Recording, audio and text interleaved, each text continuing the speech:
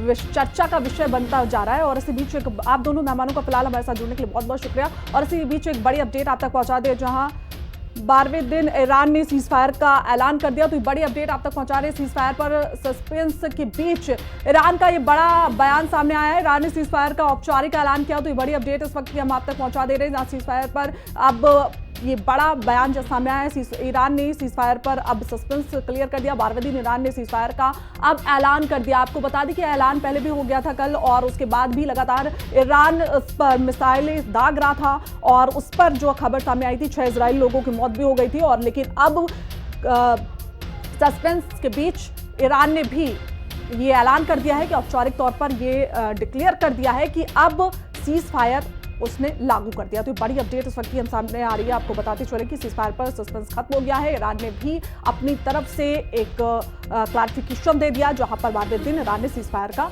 ऐलान किया। तो बड़ी अपडेट इस वक्त की हम आप तक पहुंचा रहे हैं।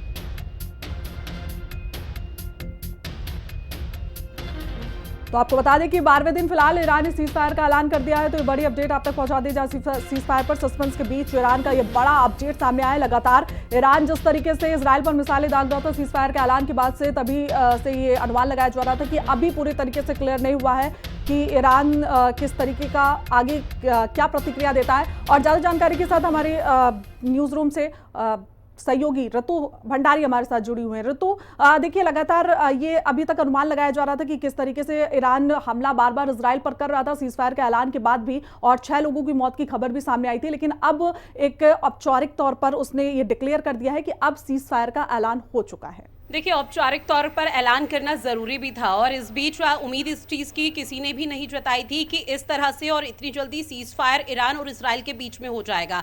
विश्व नेता जिस तरह से भारत पाकिस्तान के बीच में सीज फायर का सबसे पहले ऐलान डोनाल्ड ट्रंप की तरफ से सोशल मीडिया प्लेटफॉर्म ट्रुथ पर किया गया था, ठीक वही एक बार फिर से स्थिति देखने को मिली ईरान इजरायली युद्ध पर, जहां ईरान और इजराइल के युद्ध के बीच में डोनाल्ड ट्रंप मैदान में कूदे। हालांकि इस बीच ये भी एक बड़ी अपडेट है कि इस पूरे हमले में, इस युद्ध विराम में किसी भी तरह से अमेरिका का ज्यादा हस्तक्षेप नहीं है। कतर भी इसमें मैदान में कूदा है, यानी कि कतर की तरफ से भी युद्ध विराम का यहां पर कोशिश की गई थी। माना जा रहा है कि दोनों देशों की तरफ से लगातार यहां पर बातचीत का सिलसिला जारी था, जिसके बाद यह बड़ा फैसला लिया गया, और उम्मीद यही जताई जा रही थी। हालांकि आशंका तो ये देखी मिल रही थी और कयासबाजी ये लगाई जा रही थी कि शायद ये युद्ध और भीषण या गंभीर हो जाएगा, क्योंकि अमेरिका की तरफ से जब से एंट्री हुई थी तब से तमाम तरह की जो चीजें हैं और स्थिति है वो लगातार सामने आ रही थी। लेकिन फिलहाल अमेरिका की एंट्री के बाद से ये देखने को भी मिल रहा था कि अब अमेरिका ने चूंकि एंट्री कर ली है, अमेरिका की तरफ से ईरान के 3 मिसाइल यहां पर जो न्यूक्लियर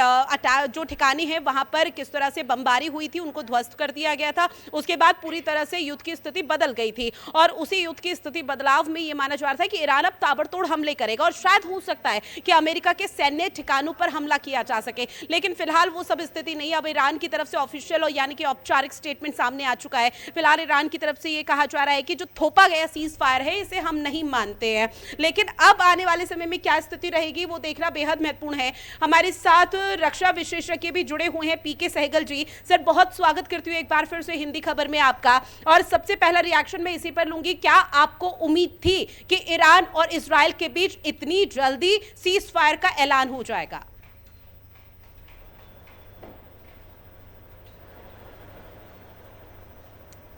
वास्तव में ये उम्मीद किसी को भी नहीं थी जी, लेकिन दुनिया की बड़ी ख्वाहिश थी कि दुनिया जो है इस मिडिल ईस्ट में जो बहुत बड़ा भूचाल आने वाला है इससे बचे, क्योंकि इसके कॉन्सिक्वेंसेस सारी के सारी दुनिया के ऊपर है।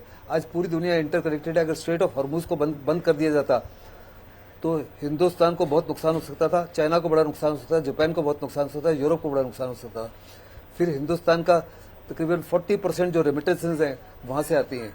हिंदुस्तान को बहुत बड़े 9 मिलियन हिंदुस्तान का डायस्पोरा है वहाँ, उनकी सुरक्षा की तरफ ध्यान था। फिर जो India middle east economic corridor है उसको भी रद्द हो जाना था। फिर छाबहार के माध्यम से हमको कनेक्टिविटी मिलती है अफगानिस्तान के अंदर, नॉर्थ साउथ ट्रांसपोर्ट कॉरिडोर के अंदर हमारे 25% फ्रेट चार्जेस बढ़ते हैं।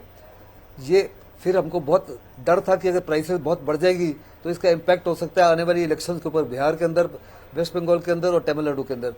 अभी जैसे ही ये अनाउंसमेंट हुआ है ऑयल प्राइसेस गिर गई हैं, 78 डॉलर्स पर बैरल से $65 आ गया है। साथ ही साथ जो मिडल ईस्ट में एयर स्पेस को बंद किया था, पूरी एयर स्पेस खोल दी गई है, हर कंट्री ने एयर स्पेस खोल दी गई है। जो हमारे फ्रेट चार्जेस थे इंपोर्ट के एक्सपोर्ट में, उसमें काफ़ी वृद्धि आ रही थी, क्योंकि इंश्योरेंस चार्जेस बढ़ गए थे और रिस्क चार्जेस बढ़ गए थे। उसमें भी हमको काफ़ी रियायत मिलेगी। दुनिया ने एक किस्म से सांस ली, खुशी की लहर उठ गई दुनिया के लिए कि एक बहुत बड़े युद्ध से दुनिया बच गई है। ये साफ तौर पे सैनिटी और प्रैग्मेटिज्म को जाहिर करता है। निश्चित तौर पे सर, आपकी बात से मैं पूरी तरह से सहमत हूं, क्योंकि देखिए अगर ये युद्ध लंबा चलता तो आने वाले समय में न सिर्फ भारत बल्कि इसका जो असर है, इंपैक्ट है धरातल पर, वो पूरे विश्व भर में देखने को मिलता। लेकिन जिन तमाम बिंदुओं का सर आप जिक्र बार बार कर रहे हैं कि ये नुकसान हो सकता था और भारत को तो विशेषकर बहुत ज्यादा नुकसान होता, तो आपको लग रहा है कि इन तमाम पहलुओं के आधार पर सीज फायर हुआ होगा? क्योंकि इसी की दूसरी तरफ मैं बात करूं ईरान की, तो ईरान कभी भी नहीं चाहेगा कि उसके देश की, उसके राष्ट्र की इमेज पूरे विश्व भर में ऐसी बने कि वो इस युद्ध में पिट गया, क्योंकि अमेरिका की तरफ से 3 न्यूक्लियर साइट्स पर जोरदार बमबारी की गई थी अभी हाल फिलहाल में।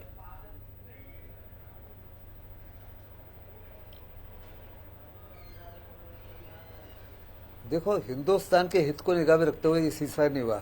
ये सीज फायर हुआ है क्योंकि दोनों देशों को साफ तौर पर नजर आया कि दोनों देशों के अंदर काफी ज्यादा नुकसान पहुंचा है। दोनों देशों की इकोनॉमी बैठ गई है, दोनों देशों का इंफ्रास्ट्रक्चर काफी डैमेज हुआ है, दोनों देशों के हेडक्वार्टर्स जो हैं सिक्योरिटी फोर्स के डिस्ट्रॉय हो गए हैं, दोनों देशों को काफी से ज्यादा नुकसान हुआ है। और ईरान को भी साफ तौर पर नजर आ रहा है और इसराइल को भी साफ तौर पर नजर आ रहा है कि जो उनके अल्टीमेट लक्ष्य हैं वास्तव में पूरे नहीं हुए। उनके सबसे बड़ा लक्ष्य था कि हर प्रकार देखिए एक बड़ी अपडेट आप तक पहुंचा दे रहे हैं। जहां ईरानी मंत्री ने रूस के रक्षा मंत्री से बातचीत की, तो बड़ी अपडेट आप